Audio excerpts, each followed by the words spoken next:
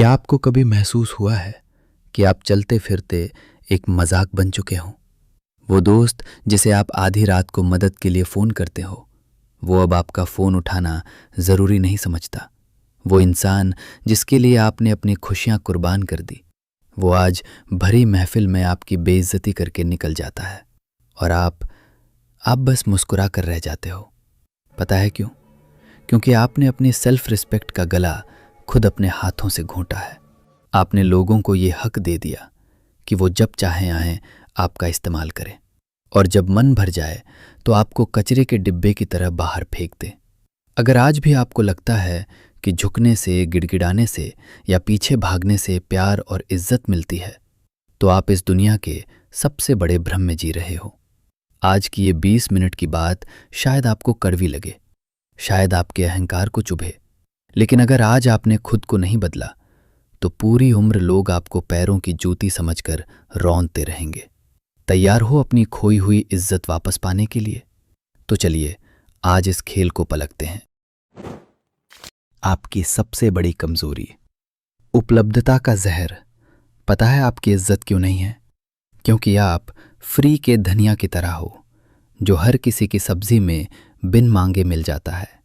जब आप हर किसी के लिए 24 घंटे हाजिर रहोगे तो लोग आपको इंसान नहीं, एक सुविधा समझेंगे।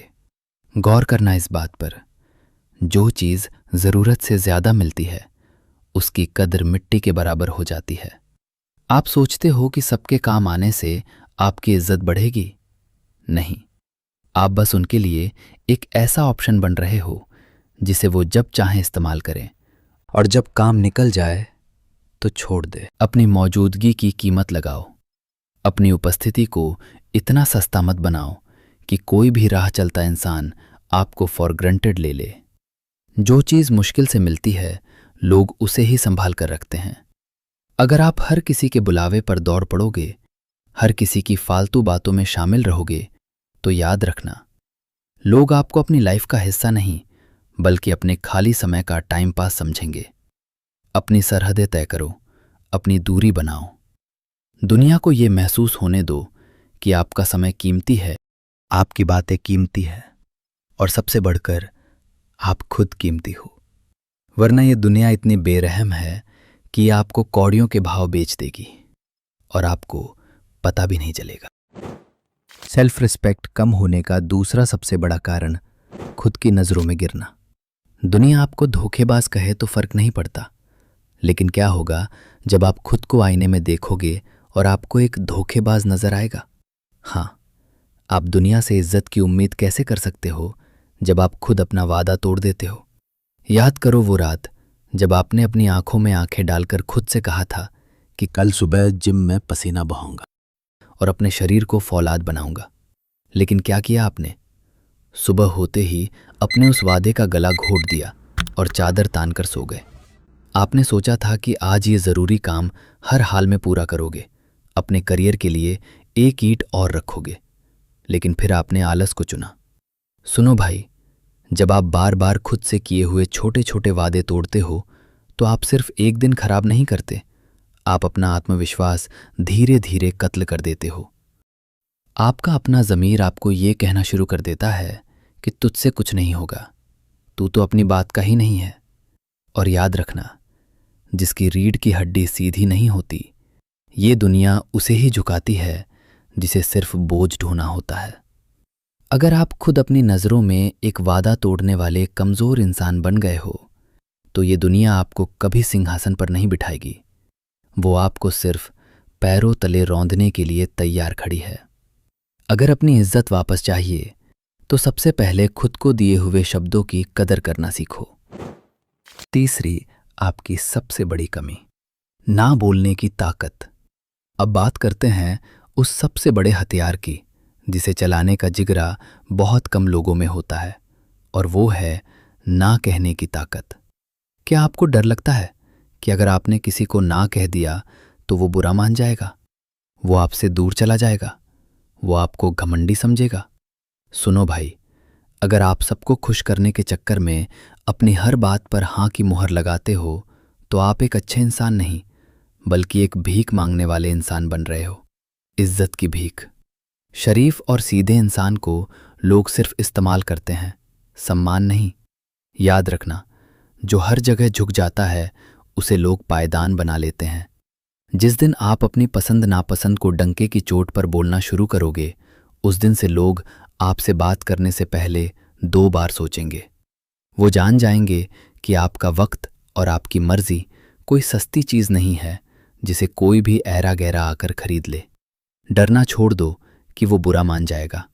अरे जो आपकी ना की इज्जत नहीं कर सकता, वो आपकी हां के लायक कभी था ही नहीं।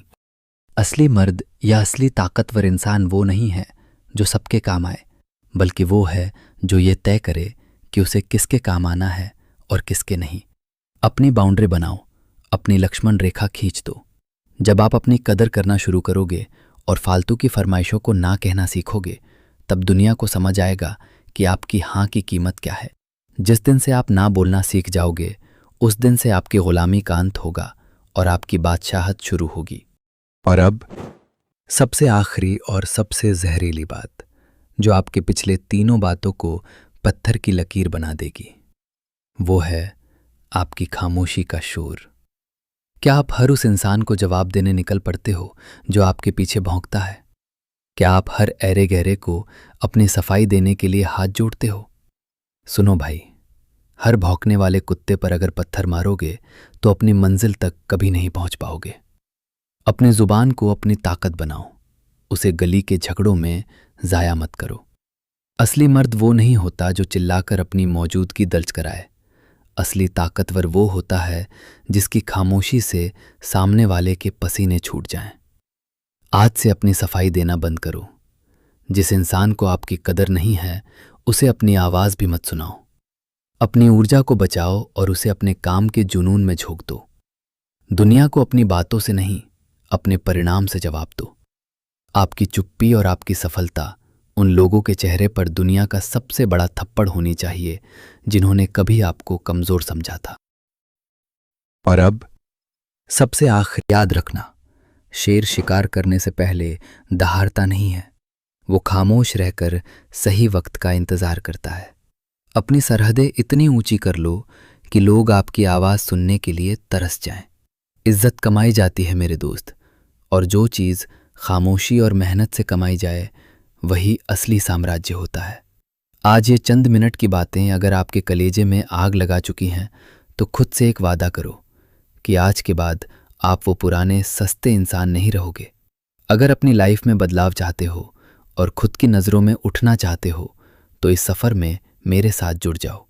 अभी के अभी इस चैनल को सब्सक्राइब करो और नीचे कमेंट में लिखो, अब मेरी बारी है, क्योंकि अब दुनिया आपकी सुनेगी नहीं, आपकी कामयाबी देखेगी।